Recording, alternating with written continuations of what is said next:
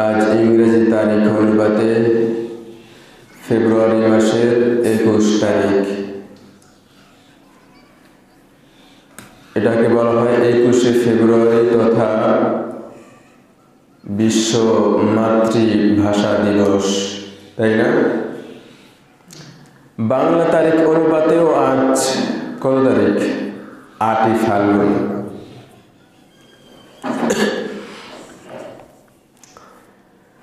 আল্লাহ, মাতৃভাষা মাতৃভাষা চর্চা করা আমাদের উপর অপরিহার্য কর্তব্য। সাহাবায়ে কেরাম যুগে যুগে সকল নবী রাসূলগণ তেনাদের দিকে তাকালে আমরা দেখতে পাই, তেনাদের আদর্শ থেকে আমরা শিখতে পারি মাতৃভাষা এটাও চর্চা করা, মাতৃভাষার সৌন্দর্যতা অর্জন করা এটাও একটা সুন্নতের অন্তর্ভুক্ত হয়।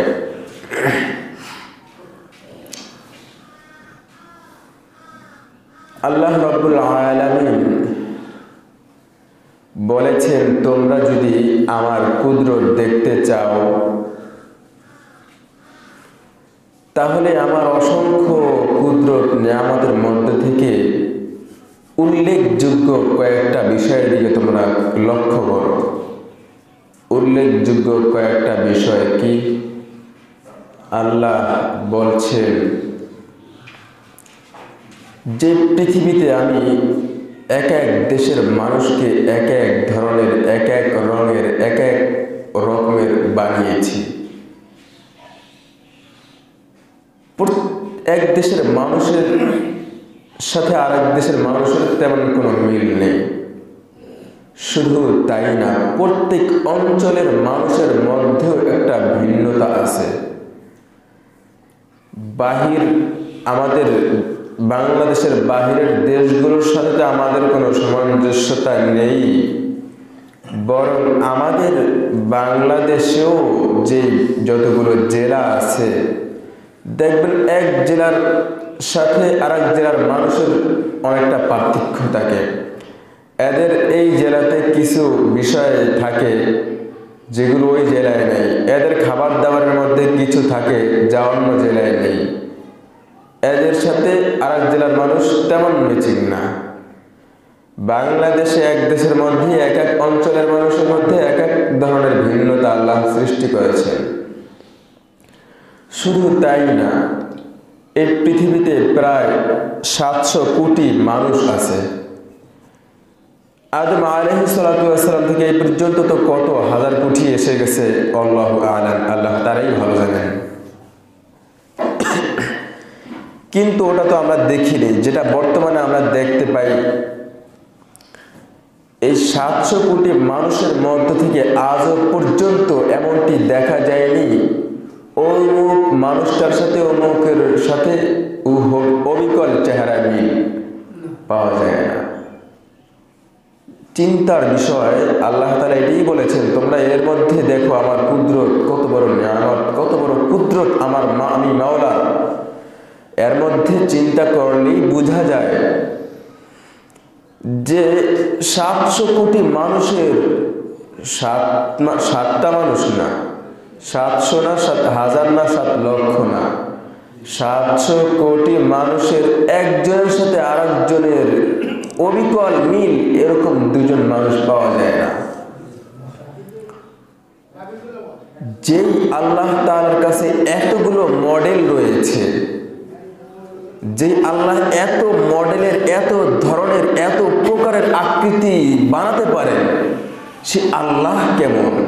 আল্লাহ এটাই বুঝাতে চাইলেন যে বান্দা, তুমি আমাকে নিয়ে নয় বরং আমার মাখলুককে নিয়ে গবেষণা করো, চিন্তা করো, তার মাঝেই আমাকে খুঁজে পাবে। যে আল্লাহ এত প্রকার, এত ধরনের, এত রং বেরঙের চেহারার মানুষ সৃষ্টি করেছেন, না জানি ওই আল্লাহ কেমন। শুধু তাই না, প্রত্যেকটা দেশের এক এক দেশের ভাষা এক এক রকমের। এক দেশের ভাষার সাথে আরেক দেশের ভাষার কোনো মিল নেই। প্রত্যেক দেশের ভাষার ভিন্নতা। আল্লাহ তাআলা এই ভাষা কিন্তু আল্লাহ নিজেই শিক্ষা দিয়েছেন। যতগুলো ভাষা পৃথিবীতে আমরা দেখতে পাই, প্রত্যেকটা ভাষা আল্লাহ তাআলার পক্ষ থেকেই শেখানো হয়েছে। আল্লাহ তাআলা কোরআনে বলেছেন, ওয়াআল্লামা আদামাল আসমাআ কুল্লাহা, আমি আদমকে সমস্ত নামসমূহ শিক্ষা দিয়েছি, সমস্ত বিষয়ের জ্ঞান তাকে আমি দিয়েছি। এখান থেকে মুফাসসিরিনে কেরাম বলেছেন, আদম আলাইহিস সালাতু ওয়াস সালামকে আল্লাহ দুনিয়া পাঠাবার আগেই পৃথিবীতে যত প্রকার ভাষার আবির্ভাব হবে, প্রত্যেক ভাষা আদমকে আল্লাহ শিক্ষা দিয়েছেন। তাহলে এখান থেকেও আমরা জানতে পারি যতগুলো ভাষা রয়েছে প্রত্যেকটা ভাষার আবিষ্কারক স্বয়ং আল্লাহ। আল্লাহর পক্ষ থেকেই এই ভাষা এসেছে। দেখেন, আল্লাহ তাআলা বলেছেন যে আমার কুদরত তোমরা খুঁজে পাবে, এর মধ্যে সেটাও একটা হচ্ছে এই ভাষা। এক এক দেশের মানুষের ভাষা এক এক ধরনের। এক দেশের মানুষের ভাষার সাথে আরেক দেশের মানুষের ভাষার কোনো মিল নেই। দেশ বাদ দেন, আমাদের দেশেই আসেন, আমাদের দেশে এক এক অঞ্চলের ভাষা এক এক রকমের। প্রত্যেকটা জেলার ভাষার মধ্যেই একটা ভিন্নতা আছে। এমনকি আমাদের ওইদিকে ছোটবেলা, এখনো তো দেখি, মানে ছোটবেলা যেহেতু গ্রামে থেকেছি, ওই সময় একটা মনে আছে, এখন তো থাকাই পড়ে না। আমাদের বাড়ির পিছে একটা খাল, অল্প একটু ডিস্টেন্স, পার্থক্য, বেশি দূরত্ব না। আমাদের বাড়ির পিছনের যে বাগান, বাগানের পরেই খাল, খালের ওপারের মানুষের ভাষা দেখতাম এক রকমের, আমাদের ভাষা আর এক রকমের। এতটুকু পার্থক্য। তাদের কথাটা একটু জানলে কেমন খ্যাত খ্যাত ধরনের মনে হতো, এই ধরনের কেমন কেমন যেন নোয়াখালী কোয়ালিটি। তো আবার আমাদের বাড়ির ভাষাটা দেখতাম অন্যরকম। এই অল্প একটু পার্থক্য একই গ্রামে ধরতে গেলে, এই অল্প একটু পার্থক্যের কারণেও ভাষার ভিন্নতা এখানেও দেখা গেছে। আর প্রত্যেক অঞ্চলের ভাষার ভিন্নতা তো স্পষ্টই আমরা জানি। সিলেটের ভাষা বললে ইংলিশ বলে না, বাংলা না, কোন ভাষা বোঝা মুশকিল, এটা আলাদাভাবে কোর্স করতে হয়। চট্টগ্রামের ভাষা তো আরও মারাত্মক, ওটা বোঝার জন্য আলাদাভাবে কোর্স করতে হয়। কেউ যদি সিলেট আর চট্টগ্রামের ভাষায়, বিশেষ করে চট্টগ্রামের ভাষায় যদি কেউ এখানে বয়ান করে, এর মোতারজেম তর্জমা করার জন্য একজন পাশে থাকা লাগবে, তা না হলে আপনি আর আমি কিচ্ছু বুঝবো না। এতটা ভিন্নতা, অথচ তারা কি অনেক দূরে, আমাদের দেশের মানুষ। তাই আমাদের বাংলাদেশের মধ্যেই আল্লাহ রাব্বুল আলামিন ভাষার মধ্যে কতটা ভিন্নতা দান করেছে। এটাই আল্লাহ তাআলা বললেন যে, বান্দা তোমরা এই দিকটাও যদি লক্ষ্য করো যে আমি আল্লাহ এক এক মানুষের ভাষা এক এক ধরনের দিয়েছি। শুধু তাই না, আল্লাহ তাআলা যত হাজার লক্ষ মাখলুকাত সৃষ্টি করেছেন, সমস্ত মাখলুকাতের মধ্যে একমাত্র মানুষকেই আর জিনকে আল্লাহ তাআলা বাকশক্তি দান করেছেন। আর কোনো প্রাণীকে, কোনো জাতিকে, কাউকেই আর আল্লাহ বাকশক্তি দেননি। আমরা আমাদের মাঝে যে প্রাণীগুলো দেখতে পাই, গরু, ছাগল, হাঁস, মুরগি, ভেড়া, দুম্বা, যা কিছু আশপাশে আমাদের ঘোরাফেরা করে, কোনোটার কোনো ভাষা নেই। এরা এদের কালচার অনুযায়ী একটার ভাগ ভঙ্গিমা আর একজন দু একটু যতটুকু বুঝে, কিন্তু একমাত্র মানুষ তার ভিতরের আবেগ তার ভাষার মাধ্যমে প্রকাশ করতে পারে। তার ভিতরের দুঃখ তার ভাষার মাধ্যমে ব্যক্ত করতে পারে, তার মধ্যে জমে থাকা আনন্দের কথাগুলো সে তার ভাষার মাধ্যমে ব্যক্ত করতে পারে, তার ভিতরের যতগুলো অবস্থা আছে সে অবস্থাটা সে তার ভাষার মাধ্যমে ফুটিয়ে তুলতে পারে। এই যোগ্যতা, এই জ্ঞান, এই বাকশক্তি কেবল আল্লাহ মানুষকেই দান করেছেন, আর কাউকে দেননি। আল্লাহ রাব্বুল আলামিন এটাই বুঝালেন, বান্দা তোমরা এই ভাষা থেকেও আমি মাওলাকে খুঁজে পেতে পারো, যেই মাওলা তোমাদেরকে এত প্রকারের ভাষা শিক্ষা দিয়েছি। এক এক জায়গার ভাষার সাথে আর এক জায়গার ভাষার মিল নেই, সেই আমি মাওলা কেমন, একটু ভাবো আমি মাওলা কতটা শক্তিশালী, কতটা কুদরতওয়ালা। আমি মাওলাকে একটু ভাবো এখান থেকে। আমি মাওলার আকৃতি নিয়ে নয় যে আল্লাহ কেমন দেখতে, উঁচা লম্বা সুন্দর, না, ওটা নিয়ে ভাবার সুযোগ নেই, নিষেধ। কিন্তু মাওলার এই সৃষ্টি ভাষা নিয়ে আমরা ভাবি, মাওলার এই সৃষ্টি মানুষকে নিয়ে আমরা ভাবি, মাওলার সৃষ্টি এই যে মাখলুকাত, গাছপালা, তরুলতা, এগুলো নিয়ে ভাবি। একটু ভাববেন যে এখানে কলা গাছ আছে, এই কলা গাছের পাতাটা যখন বড় হয়, এটা আমি গতকালকে শুয়ে শুয়ে জানালার ফাঁক দিয়ে দেখে দেখে ভাবতেছিলাম কথাগুলো, যে কলা গাছের একটাই গাছ, এই গাছের মধ্যে কত প্রকারের পাতা, একটা কেবল উঠতেছে, মোড়ানো মোড়ানো, এখনো ফোটে নাই, একেবারে মাছ বরাবর নরম থাকে। এরপরের যে পাতাটা, এটা ফুটে গেছে, এখনো পরিপূর্ণ না। তারপরের আরেকটা পাতা, এটা পুরাই পরিপূর্ণ ফুটছে, কিন্তু কোনো ছিঁড়া ফাটা নেই। এরপরের পাতাটা নতুন ঠিক, কিন্তু বাতাসের আঘাতে এক জায়গাতে ফেটে গেছে বা দুই তিন জায়গায় ফেটে গেছে। এরপরের পাতাটা অনেকটাই ফারাসিটা, তারপরের পাতা প্রায় অর্ধেকটা শুকিয়ে গিয়েছে, তারপরেরটা পুরোটাই শুকিয়ে গিয়েছে। এরপর আরেকটা আছে, সেটা শুকানো শেষ, ওটার অস্তিত্বও নেই।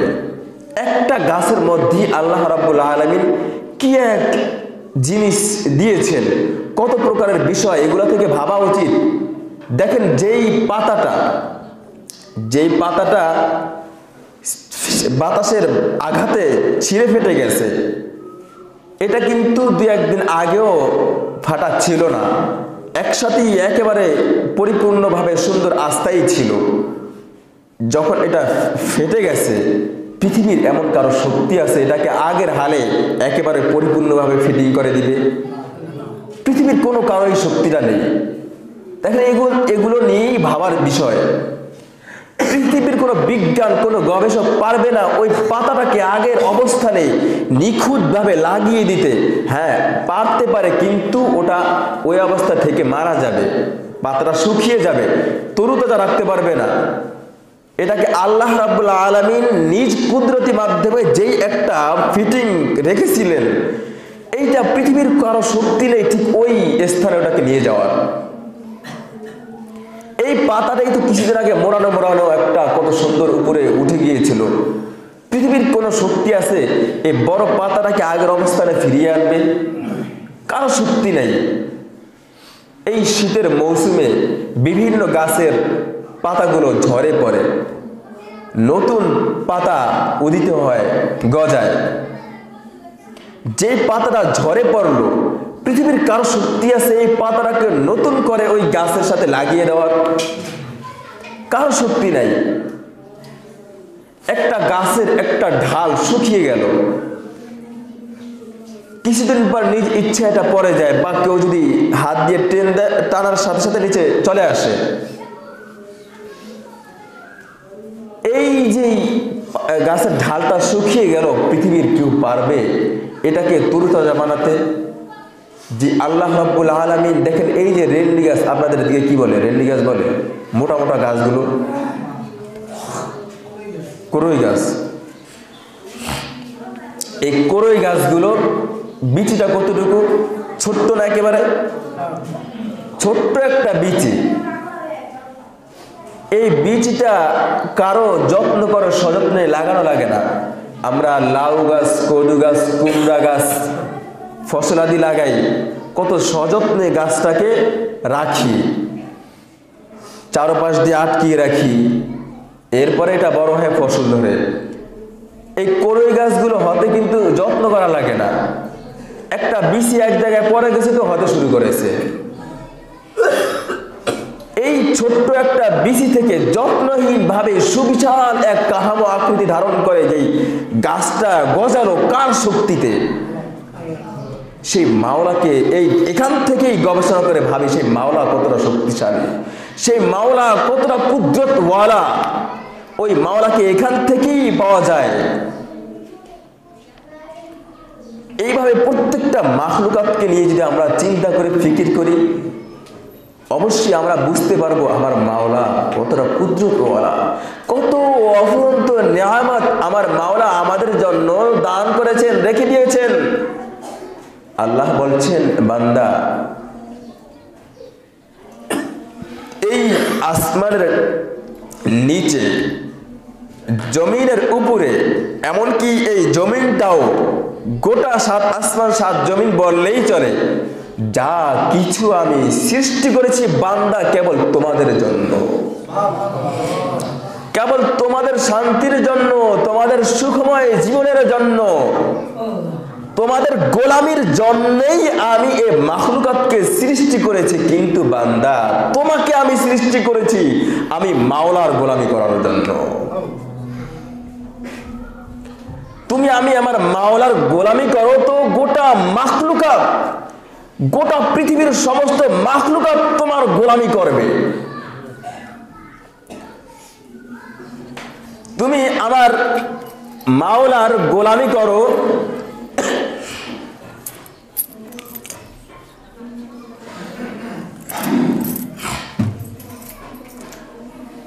তো তুমি রাস্তা দিয়ে হাঁটবে, এই রাস্তার মাটিটাও তোমার জন্য দোয়া করবে। তুমি রাস্তা দিয়ে হাঁটবে, রাস্তার ডানে বামে যতগুলো গাছ রয়েছে ওগুলো তোমার জন্য দোয়া করবে। তুমি আমার মাওলার গোলামি করো, তুমি এই জমিন দিয়ে হাঁটছো তো আকাশের উপরে যে চন্দ্র রয়েছে, সূর্য, নক্ষত্রগুলো রয়েছে, ওগুলো তোমার জন্য দোয়া করছে। তুমি আমি মাওলার গোলামি করো, তুমি যে এই সমুদ্রের খাল বিলের পুকুরের পাশ দিয়ে হাঁটছো, ওই খাল বিল পুকুরের যে মাছগুলো রয়েছে ওগুলো তোমার জন্য দোয়া করে।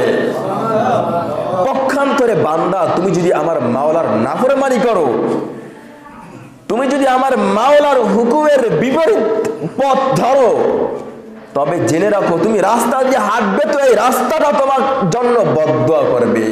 তুমি যে রাস্তা দিয়ে হাঁটছো এই রাস্তার ডানে বামে গাছগুলো তোমার জন্য বদদুয়া করবে। আকাশের যে চন্দ্র সূর্য নক্ষত্রগুলো তোমার জন্য বদদুয়া করবে। সমুদ্রের পুকুরের পার দিয়ে হেঁটে যাচ্ছ, মাছগুলো তোমার জন্য অভিশাপ দিচ্ছে, গাছের পাখিগুলো তোমার জন্য অভিশাপ দিচ্ছে, কারণ তুমি আমার মাওলার নাফরমানি করো। এই জন্য আল্লাহ বলছেন, বান্দা গোটা পৃথিবীর সমস্ত মাখলুকাত বানিয়েছি তোমাদের জন্য, কিন্তু তোমাকে বানিয়েছি আমি মাওলার জন্য। নিজেকে নিজে প্রশ্ন করি যে আমি কি সত্যিকার অর্থেই আমি মাওলার গোলামি করছি? আমি গোলামি করছি তো আমার চাকরির, আমি গোলামি করছি তো আমার ব্যবসা বাণিজ্যর, আমি গোলামি করছি আমার বাড়ি গাড়ির, আমি গোলামি করছি আমার নেতার। যদি আমি মাওলার গোলামি করতাম, আজান হয়ে যায় এখনো আমি চাকরিরত অবস্থায় গোলামি করতাম না। যদি আমি মাওলার গোলামি করতাম, আজান হয়ে গেছে, নামাজের সময় হয়ে গেছে, এখন আমি ব্যবসা বাণিজ্য নিয়ে ব্যস্ত থাকতাম না। যদি আমি মাওলা পাখির গোলামি করতাম, তাহলে আমার নেতা বলছে এদিকে মিটিং চলতেছে, যাস কোথায়, নেতার কথায় পাত্তা না দিয়ে আমি আমার মাওলার কথা পাত্তা দিতাম। বুঝা গেল না, না, আমি আমার মাওলার গোলামি করি না, আমি গোলামি করি আমার নেতার, আমি গোলামি করি আমার ব্যবসা বাণিজ্যের, চাকরি বাকরির, দুনিয়ার গোলামি করি। আমি আমার দুনিয়ার ধন সম্পত্তির গোলামি করি, ক্ষমতার গোলামি করি, মাওলার গোলামি করি না। তাহলে এইবার চিন্তা করুন, নিজেকে নিজে প্রশ্ন করুন, আমি রাস্তা দিয়ে হাঁটলে জমিন কি আমার জন্য দোয়া করে না বদদোয়া করে? গাছ ডানে বামের গাছপালাগুলো আমার জন্য দোয়া করছে না বদদোয়া করছে? সমস্ত কুল কায়নাতের মাখলুকাত গুলো আমার জন্য দোয়া করছে না বদদোয়া করছে? নিজের কর্মের দিকে তাকিয়ে নিজেকে নিজেই প্রশ্ন করুন। এই জন্য মাওলার এই সৃষ্টিকুল নিয়ে ভাবা উচিত। দুনিয়ার আলতু ফালতু জিনিস নিয়ে ভাবার আর সুযোগ নেই। দুনিয়ার এই ব্রাজারে পরে আর ভাবার সুযোগ নেই। কোন হুজুর কি বলে এইসব নিয়ে ভাবার সুযোগ নেই। যে হুজুর যাই বলুক, নামাজ 5 ওয়াক্ত পড়া লাগবে না, এইটা কোনো হুজুর বলে? বলেন, সবাই বলেন, বলে? সব হুজুরই কি বলে? নামাজ 5 ওয়াক্ত পড়া লাগবে, বলে না? নামাজ হলো ইসলামের 5 স্তম্ভর 2 নম্বর মূল এক স্তম্ভ। এই ব্যাপারে সবাই একমত। রোজা যে 30টা রাখা লাগবে, এই ব্যাপারে কোনো হুজুর দ্বিমত দিছে আজ পর্যন্ত? দেয়নি।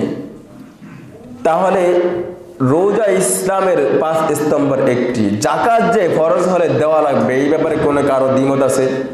নাই। হজ ওই পর্যন্ত যাওয়ার সমর্থ হলো যে করা লাগবে, এই ব্যাপারে কারো দ্বিমত আছে? নাই। আরে মাহমুদ, যেই ব্যাপারে সবাই একমত ওইটাকে আমি আগে পালন করি, পরেরটা দেখা যাবে। নামাজের ব্যাপারে সবাই একমত, নামাজটাকে আমি পড়ি, পরে হুজুরের সমালোচনা করি। আগে নিজেকে নামাজের দিকে আনি, পরে চিন্তা করি যে আমি এবার কোন দিকে যাব। আগে নামাজটা শুরু করি। নামাজই পড়ি না, যে ব্যাপারে সবাই একমত, আবার বলি অমুক হুজুর এটা বলছে, অমুক এটা বলছে। আরে ভাই, ওটি বাদ দেন। যেটা ফরজ, যে ব্যাপারে কারো কোনো দ্বিমত নেই, সেটাকে আগে মানুন, পরে চিন্তা করুন যে কোনটা এবার কোন দিকে যাবেন। আগে এইটাকে ধরেন, তারপরেরটা দেখা যাবে। দেখবেন যারাই সমালোচক, যারাই বলে অমুকে কি বলে, এমুকে কি বলে, এটি নামাজই পড়ে না ঠিক মতো। নামাজের দ্বার ধারে না, সমালোচনার দ্বার ধারে। ধরো এক হুজুরে এটা বলে, অমুক হুজুরে এটা বলে, কোনটা দিয়ে কোনটা মারবো? আরে কোনটা দিয়ে কোনটা বাদ, আগে নামাজ মানো। তুমি নামাজই তো মানো না, তুমি কোনটা দিয়ে কোনটা মানবা কি? তুমি তো নামাজ চোরা, তুমি তো আমল চোরা, তুমি মানবে না। এজন্যই বলছো কোনটা রেখে কোনটা মানবো। যার মানার ইচ্ছা থাকে সে প্রশ্ন করে না, সে আগে নামাজ ধরে যে পরেরগুলো দেখা যাবে, আগে এটা ধরি। এই জন্য দুনিয়ার আলতু ফালতু চিন্তা মাথা না এনে আগে আল্লাহর জন্য হয়ে যায়। গোকুল কায়নাতের সমস্ত মাখলুকাত আমাদের জন্য হয়ে যাবে। ইতিহাস দিকে তাকালে এটাই বোঝা যায়। কবে যেন এখানে বলেছিলাম, শেখ সাদি রহমতুল্লাহ আলাইহি এক চিটিয়াল ময়দান দিয়ে যাচ্ছিলেন। যাওয়ার সময় দেখলেন যে ময়দান দিয়ে এক লোক বাঘের উপরে সওয়ার হয়ে আসছে। তার হাতে একটা লাঠি, এটা মূলত লাঠি না, একটা সাপ, ওটাকে লাঠির মতো ব্যবহার করে বাঘের উপরে সওয়ার হয়ে সে আসছে। শেখ সাদি বলতেছেন, আমি তাকে দেখে একে দিই আমার জামার। এখানে একটা মানে আরবি কবিতা অনুযায়ী বলা হয়েছে, তুহাম গর্দানা জহুক মেদা ওইর মাপিজ কে গর্দান নাপিজ জেহুক মে তুহিজ। যে শেখ সাদি বলছেন যে আমি ওই ব্যক্তিকে বাঘের উপরে সওয়ার দেখে খুব ভয় পেয়ে গেছি। লোকটি আমার দিকে এসে দূর থেকে বলতেছে, শেখ সাদি তুমি ভয় পাচ্ছ? ভয় পাওয়ার কোনো কারণ নেই। তুহাম গর্দানা জহুক মেদা ওইর মাপিজ কে গর্দান নাপিজ জেহুক মে তুহিজ। হে শেখ সাদি, তুমিও আল্লাহর গোলামি থেকে মুখকে ফিরাও না। আল্লাহর গোলামি করো, এরকম বাঘ কেন, সিংহ তোমার গোলামি করবে। আমি আল্লাহর জন্য হয়ে যাব, আল্লাহর গোলামি করব। কোন বাঘ কখনো আমার সামনে এসে আমার দিকে চোখ তুলে তাকাবে না। বাঘও এসে আমার সামনে মাথা নত করে থাকবে। হয়েই দেখেন আপনি আল্লাহর জন্য, তারপরে দেখা যাবে হয় কিনা এটা। ইতিহাস দিকে তাকালে, সাহাবা একরামদের দিকে তাকালে, ওলি আউলিয়া গাউস কুতুব ওলি আবদালদের দিকে তাকালে এটা বাস্তবের নমুনা স্পষ্ট বহু ওয়াকিয়া দ্বারা জানা যায়। তা আল্লাহর জন্য হয়ে গিয়েছিলেন, তো গোটা মাখলুকাত তাদের জন্য হয়ে গিয়েছে। বড় বড় বুজুর্গের শানে শুনেছেন না, পানির উপরে জায়নামাজ বিছিয়ে নামাজ পড়েছে। কিভাবে এটা সম্ভব?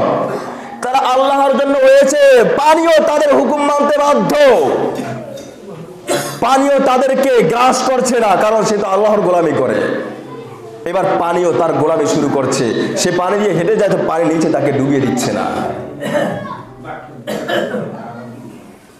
আপনিও আল্লাহর জন্য হয়ে যান, আমিও আল্লাহর জন্য হয়ে যাই। ঠিক ওই দিন চলে যায়নি যে দুনিয়ার মাখলুকাত পানি বা আমাদের গোলামি করবে না, সেই দিন চলে যায়নি, কিয়ামত পর্যন্ত সেই সুযোগ আছে। নিজেকে নিজে আল্লাহর জন্য বানিয়ে দেখাই। যাই হোক, ভাষা থেকে এই কথাগুলো এসেছে। আজ 21শে ফেব্রুয়ারি বিশ্ব মাতৃভাষা দিবস। 1952 সনে বড় এক যুদ্ধের মাধ্যমে আমরা এই আমাদের ভাষা আন্দোলনে জয় লাভ করেছি। তখন থেকেই সেই 21শে ফেব্রুয়ারি থেকেই এই পর্যন্ত আমরা এই দিবসটিকে পালন করছি। সেদিন শহীদ হয়েছিলেন অনেকেই, আব্দুল জব্বার, রফিক, অনেকেই সেদিন শহীদ হয়েছিলেন। সবাই মুসলমান, তাদেরকে শহীদের কাতারেই ধরা যায়। আলহামদুলিল্লাহ, গত কয়েক বছর আগে এটাকে আন্তর্জাতিকভাবে মাতৃভাষা দিবস হিসাবেও স্বীকৃতি পেয়েছে। সেখান থেকে আমরা পালন করি। তবে এই পালনটা যেন হয় ইসলামের দৃষ্টিকোণ থেকে, সেদিকে আমাদেরকে খেয়াল রাখতে হবে। এর আগে আরেকটা কথা বলে দিই, আমাদের ভাষা কি? সবাই বলেন কি আমাদের ভাষা কি? আমরা কোন ভাষার জন্য যুদ্ধ করেছি? বাংলা ভাষার জন্য। 21শে ফেব্রুয়ারি এটা ইংরেজি না বাংলা? তাহলে বাংলা ভাষা পালন করি আমরা ইংরেজি তারিখে কেন? যেদিন আমাদের ভাষা আন্দোলন হয়েছিল ওই দিনটা বাংলা অনুযায়ী ছিল 8ই ফাল্গুন। আজও আল্লাহর রহমতে 8ই ফাল্গুনই আমরা 8ই ফাল্গুন বলি। আমরা এই ইংরেজিটা কেন বলবো? এত কষ্ট করে রক্ত দিয়ে ভাষা আন্দোলন করলাম ইংরেজিটাকে আনার জন্য না বাংলাকে আনার জন্য? বাংলাকে যদি আনার জন্য, বাংলা ভাষার জন্য যদি যুদ্ধ করে থাকি, তাহলে ইংরেজি কেন? এখানে থাকবে বাংলা 8ই ফাল্গুন। এবার মূল কথায় আসুন। প্রত্যেকটা আমরা শহীদদের জন্য আজ সকালে খালি পায়ে হেঁটে শহীদ মিনারে গিয়ে যে ফুল দিলাম, শহীদরা এতে কতটুকু খুশি হয়েছে জানার বিষয় কিনা? খুশি হয়েছে? আপনাদের ধারণা কি? তাহলে ওখানে গেছে কি লিগে? আচ্ছা, সাহাবা একরামরা বদরের যুদ্ধে, উহুদের যুদ্ধে যে শহীদ হয়েছে, পৃথিবীর ইতিহাসে আদম থেকে কিয়ামত পর্যন্ত এর চেয়ে দামি শহীদ আর আছে? আসবে না। আজ পর্যন্ত শুনছেন কোন বদর উহুদের যুদ্ধের সাহাবীদের শানে কোথাও গিয়ে এইভাবে কি বলে এটাকে, শহীদ মিনারে গিয়ে ফুল দিছে? শুনছেন? আমরা দেই কেন? ওই যে শহীদ মিনার বানালো, ওখানে শুয়ে আছে কি? আব্দুল জব্বার শুয়ে আছে? কে শুয়ে আছে? রফিক শুয়ে আছে? তাহলে ওখানে ফুলদান কি লিগে? ও সেই রফিকের দেহ কোথায় আর কোথায় শহীদ মিনার? এখানে ফুল দিয়ে আবার 1 মিনিট নীরবতা পালন, একদম চুপচাপ, কোনো কথা নেই। এটা আজকে করে না নাকি? এটা কেন? দেখেন, কোরআন হাদিস থেকে কথা বলার আমাদের দায়িত্ব। এটা কিন্তু শিরকের পর্যায়ে চলে যায়।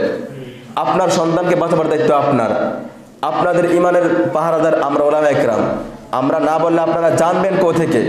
নিজেকে নিজে প্রশ্ন করুন। সকালে ফজরের নামাজ পড়ে কোরআন তেলাওয়াত করব, তখন দেখি গানের আওয়াজ আসে। তাহলে এই গানের আওয়াজের ওই রফিক জব্বাররা কি কবরে সুখে থাকে না অশান্তিতে থাকে? তাহলে তারা এত কষ্ট করে আমাদের জন্য ভাষা আন্দোলন করে, কি অপরাধটা করলো? তাদেরকে আমরা আরো শাস্তি কেন দিচ্ছি? তারা কি আন্দোলন করে অপরাধ করলো? তারা যদি আন্দোলন করে আমাদের কল্যাণকামী হয়ে থাকে, তো আমরাও তাদের কল্যাণকামী হই। 3 বার সূরা ইখলাস পড়ি অন্তত, ওই একদিন কেন বছরে প্রতিদিন পড়বো তাদের জন্য 3 বার সূরা ইখলাস। পৃথিবীর যে প্রান্তে থাকি ওখানে থেকে তাদের জন্য দোয়া করবো, মাগফিরাতের দোয়া। এটা তাদের কাজে আসবে। ফুল দিয়ে আলতু ফালতু কাজ করে খালি পায়ে হেঁটে শহীদ মিনারে দিয়ে ফুল দিলে 1 বিন্দু সওয়াব আসবে না, বরং এই আলতু ফালতু শিরকের কারণে গুনাহ হবে। এই জন্য আপনার আমার ইমান বাঁচাবার দায়িত্ব আপনার আমার। ভাষা বাংলা ভাষা চর্চা করা এটাও একটা সুন্নত। রসুল সর্বোচ্চ সাহিত্যিক ছিলেন। রসুল বলেছেন আনা আফসাহুল আরব, আমি হলাম সর্বোচ্চ সাহিত্যিক। হ্যাঁ, রসুলই ছিলেন সর্বোচ্চ আরবি সাহিত্যিক। তাই বাংলা ভাষার সাথে যেহেতু আরবি ভাষা সবচেয়ে শ্রেষ্ঠ ভাষা, আমাদের কোরআন অবতীর্ণ হয়েছে আরবি ভাষায়, শ্রেষ্ঠ নবী রসুলের ভাষা হচ্ছে আরবি ভাষা। কবরে যাবে তো 3টা প্রশ্ন করবে আরবি ভাষায়, কিয়ামতের মাঠে দাঁড়াবেন তো 5টা প্রশ্ন করবে আরবি ভাষায়, জান্নাতে যাবেন জান্নাতীদের ভাষা হবে আরবি ভাষায়। প্রত্যেকটা সেক্টরে তো আল্লাহর ভাষাও আরবি। অতএব ইসলামের মূল ভাষা যেহেতু আরবি, সাথে সাথে আমাদেরকে আরবি ভাষাটাও কিছুটা জানা দরকার। কোরআন শরীফ পড়তে পারি না আমার ভাষা। আল্লাহ আমাদেরকে বোঝার তৌফিক দান করুন। যাই হোক, যতটুকু আলোচনা শুনলাম কেউ উল্টা পাল্টা বুঝবেন না। যদি কোনোটার ব্যাপারে সন্দেহ লাগে প্রশ্ন করবেন, স্পষ্ট হয়ে জেনে নেবেন। আল্লাহ তাআলা আমাদেরকে সকলকে বোঝার আমার